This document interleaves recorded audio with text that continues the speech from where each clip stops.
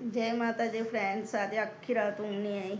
લોકોએ રાતની ઊંઘની પથારી ફેરવી નાખી.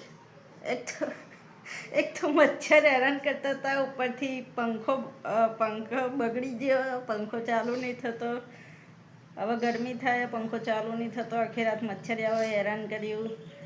બાજુવાળો ગોડો મંડી પડ્યો તો સવારમાં કેટલો 4 વાગે ખોઈની દસ્તો લઈને મંડી.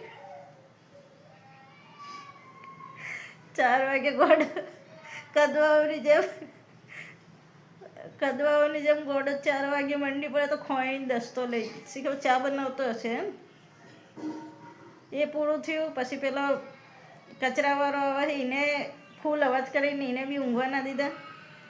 એ બી ફૂલ અવાજમાં જ આવે. જ્યારે આવે ત્યારે સવારે 4 5 વાગે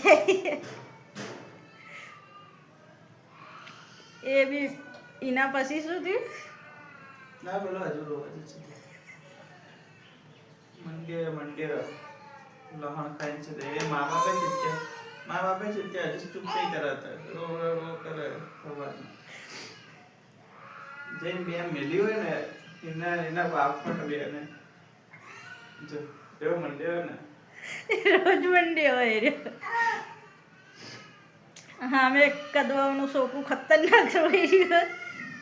અત્યારે 6 વાગ્યા હવારના કદવાઓનું છોકરું રોઈ રહ્યું હોય. એક બાજુ પેલી હવારે કેડી પેલી બીજી કદવી ચૂલો હળગાવે એ બી હવારે દસ્તો લઈને મંડી પડી હતી.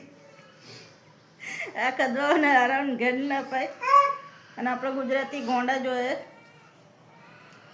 સવારે પેલો 4 વાગે ખોઈને દસ્તો લઈને મંડી પડે. અવાજ એટલો કરે ને કે આપણને દાળ જાય ગુસ્સો આવી જાય, એવું થાય કે માન નાખીએ આરામ. અને બધા ભેગા થઈને ઊંઘ બગાડ નાખીએ. અને હજી પેલું છોકરું તો રોઈ છે. એટલે કેટલી ગોંડી માં કહેવાય ને કે છોકરાને શાંત નહીં કરતી. ગોંડી આડી શીખણ મારવાડી એક કદવા ખબર નહીં. 1 કલાકથી છોકરું રોવા બાપા. ઊંઘ બગાડ નાખી, બધા ભેગા થઈને ઊંઘ બગાડ નાખી. આખી રાત 1 સેકન્ડ માટે બી ઊંઘ નહીં આવી. ત્રાસ થઈ ગયો ત્રાસ.